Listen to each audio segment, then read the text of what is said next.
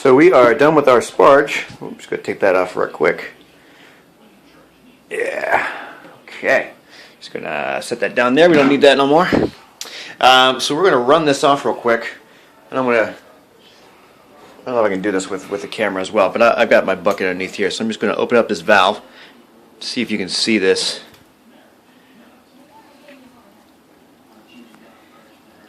Just going to run this till it... First little bit's going to come out kind of cloudy looking. You've got a bunch of tannins and husks and stuff, and just various particles that have kind of worked their way to the bottom of the wort.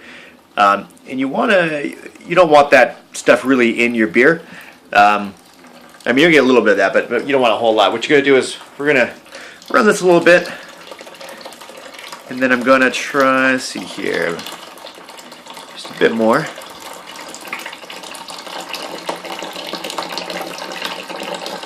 Yeah, that's probably good. All right, shut that off. And then we're going to take this little bit, and we're going to very, very gently just work that back into the grain bed. Very gently, yep, here we go. Because you've got the grains here kind of acting as a filter, and you don't want to disturb that. That's what's going to make sure you have sort of the clearest runnings possible. Yeah, see all that garbage. Don't really want all that, but okay. I guess there are worse things.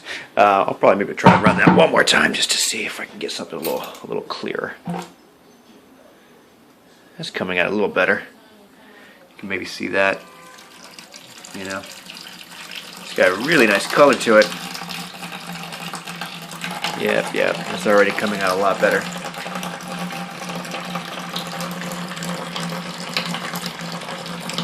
And one thing I've heard with using pumpkin, and I'm kind of concerned because I see it's got sort of a slow flow right now. Pumpkins tend to, I guess, create stuck sparges, or stuck mashes as they're called. And I think it's possible I might be getting one of those right now because that flow's coming out a little bit lower than I wanted to. So we'll see how that kind of turns out. I'm not sure. I've never had to actually deal with one of those before. So we'll see. See what needs to be done about that. But right now we're gonna very, very good. Yep. Okay. Yep. Okay. All right. So we got a little bit of stuff in there. It'll be fine, I think. I'm just gonna run that off. Okay. Just let that drain a little bit. Fill it up, and then we'll see. Because I still have a bit of sparge water that I kind of need to get rid of. But I'm going to wait a little bit before I get that going down. We'll run those off, and I will check back with you. This is where we're going to get our efficiency reading, see how much wort we've actually collected, and see what the gravity is. I've got a hydrometer. I'll measure that. I'll show you guys what that's all about, if you're not familiar with that. And yeah, it's coming out a little slow. But I won't make you sit here and watch all that. We'll just run that off a bit, and we'll come back in a few minutes. Okay. Oh my God! All right, so this is a good example of a stuck sparge. This is super slow. You can see I still have quite a bit of grist yet to filter. This is going to take forever. Everything I've been reading about stuck sparges, it's not really a great way to fix them. I think probably what did this one, there's a couple of things. The pumpkin that I used almost certainly stuck it. Also, I think the grain may have actually been ground a little too fine. It looked okay, but I think you have some small particles that are kind of clogging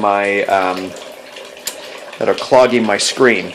So there's a number of different fixes out there. One of them being leave it the hell alone, and another one being stir it. So I tried stirring a little bit, kind of moving the grain bed. You don't want to do that because you don't want to risk getting grain in your wort, because you want it clear when you boil it, because when you boil it and there's grain or craziness in there, it's gonna impart some effed up astringent tannins and stuff like that. So you don't want that.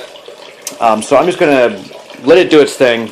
It's coming out slowly, but at least it's coming out. So this is probably going to take about 30 minutes or so for this to actually run. It usually takes about 10 to 15. Even for this one right over here, which is aging, this was almost twice the size of the grain bill that this one is, and it came out super easy. So I think the pumpkin and probably some smaller grind on that grain is probably to blame. But you know what? I'm just going to let it do its thing. Actually, this is a great way to aerate your wort. Just kind of let it drip like that. Although this is not really the time to do that. But whatever, that's fine. We'll let it do that. We want more oxygen for our yeast, which is great. So I'm just going to let it do its thing. The scraping of the screen kettle isn't working. It's a temporary solution. So we're going to let it run out. But just so you know, this is what it looks like when you have a stuck mash, stuck sparge. But it'll be fine. It'll all work out in the end. We'll see if we have anything in there, we'll try and filter it out as best we can. But if not, this is the trials and tribulations of home brewing. All right, see you in a few.